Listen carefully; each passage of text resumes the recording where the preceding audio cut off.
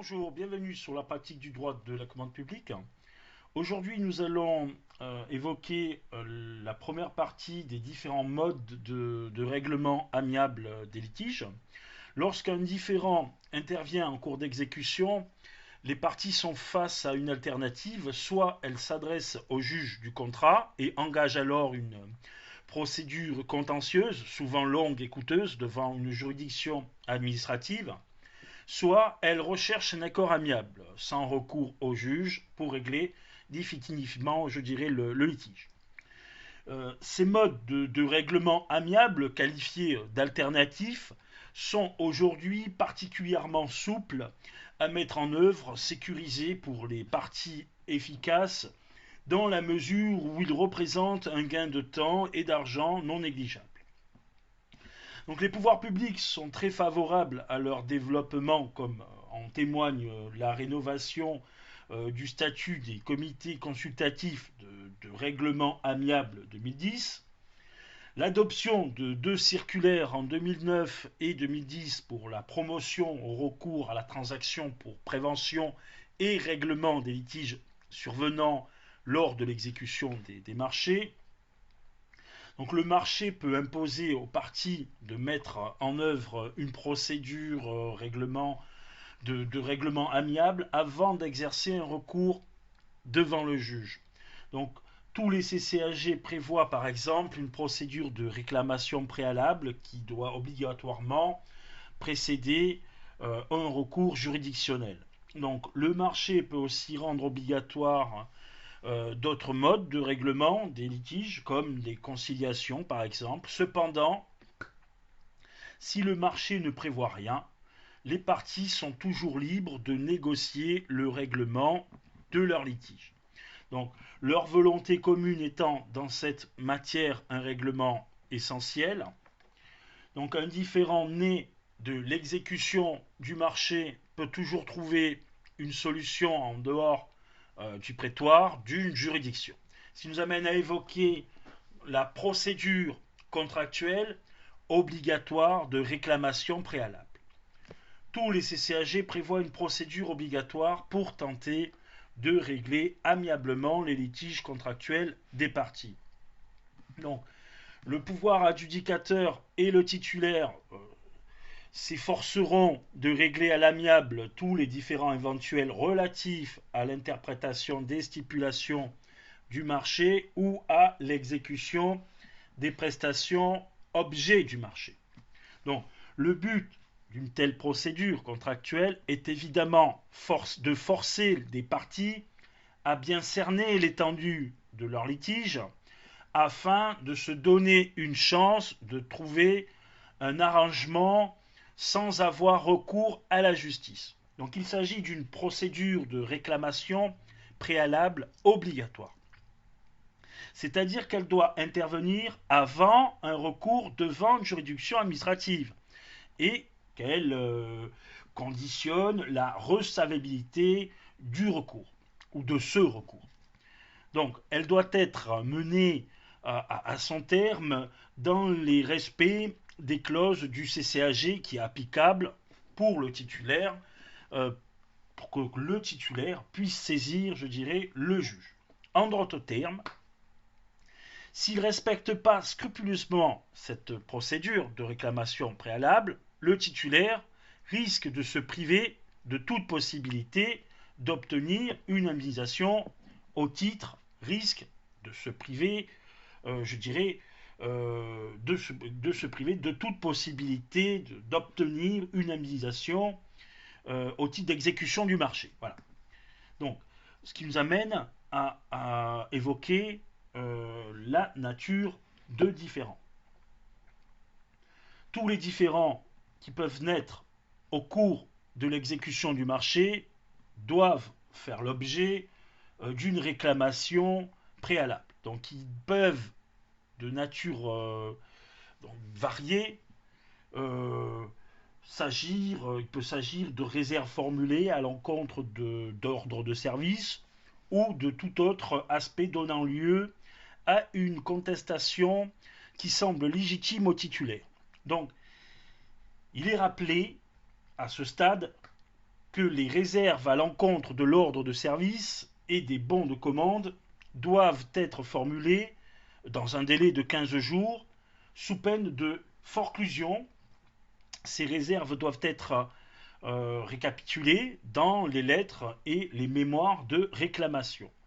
Donc, dans les marchés travaux, les réclamations portent souvent sur des demandes d'indemnisation en raison des retards dans le chantier ou en raison de travaux supplémentaires réalisés en l'absence d'ordre de service.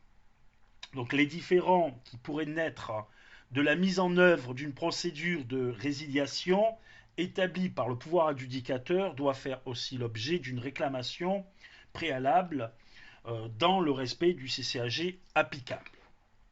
Ce qui nous amène à évoquer le respect des formes et des délais.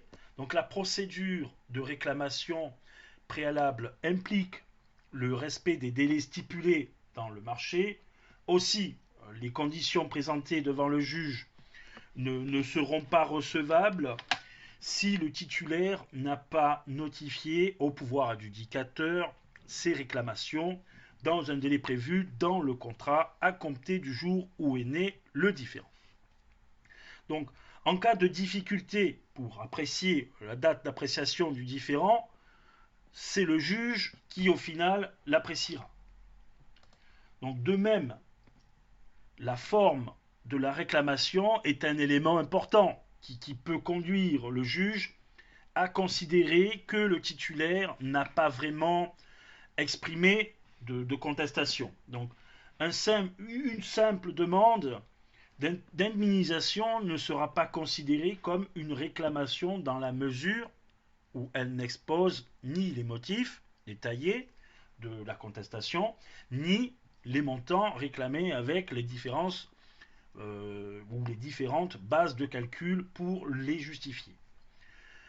La réclamation ne peut pas se limiter à la demande d'un montant global d'indemnisation ou à un simple envoi d'une facture ou d'un devis. Donc la saisine du comité de règlement amiable des litiges ne saurait non plus être regardée comme une réclamation préalable formulée dans le respect des stipulations du CCAG. Ce qui nous amène à évoquer la possibilité de saisir le juge des référés. Donc si la procédure de réclamation préalable ne permet pas de saisir le juge du contrat avant qu'elle ne soit arrivée à son terme, elle n'empêche pas en revanche le titulaire de solliciter le juge des référés à condition que cette saisine soit faite après avoir engagé, bien sûr, le mécanisme de réclamation préalable. Donc, c'est-à-dire après la notification du mémoire en réclamation. Cela peut permettre au titulaire d'exercer un référé provision dans l'attente d'un règlement définitif du différend. Alors, ce qui est important de stipuler, c'est que l'obligation d'engager la procédure de réclamation préalable avant de saisir le juge de référé, ou sinon l'opération ne serait pas recevable, la procédure ne serait pas recevable. La demande, on va dire. Dans les CCAG, FCS, PI, MI, TIC, il serait bien de stipuler que la procédure envisagée est très simple et ne nécessite pas la rédaction d'un mémoire, mais une simple lettre de réclamation qui doit contenir tous les détails et précisions utiles sur les motifs du désaccord, notamment les calculs des sommes réclamées. Donc cette lettre de réclamation doit être notifiée au pouvoir adjudicateur dans un délai de 2 mois à compter du jour où le différend est apparu. Donc le pouvoir adjudicateur dispose d'un délai de 2 mois pour faire part de sa décision. Le silence conservé pendant ce délai vaut rejet de réclamation. Donc, tout de même une recommandation, ne pas hésiter à adresser des lettres de réclamation. Donc en pratique, il est évident et il est vivement conseillé aux titulaires, tout au long de l'exécution, d'émettre des lettres de réclamation pour tout différend qui lui semble sérieux. Donc, notamment ceux qui ont des implications financières. Si le litige termine avant ou devant le juge, de la forclusion sera un argument important pour le pouvoir adjudicateur. Donc la procédure de la lettre de réclamation est donc un moyen de sauvegarder ses droits avant d'être un moyen de régler amiablement son différend.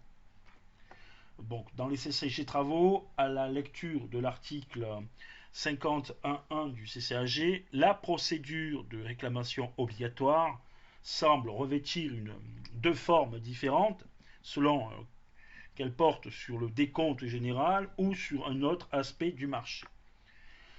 Ce qui nous amènera dans un autre enregistrement à évoquer la réclamation sur tous les éléments d'exécution.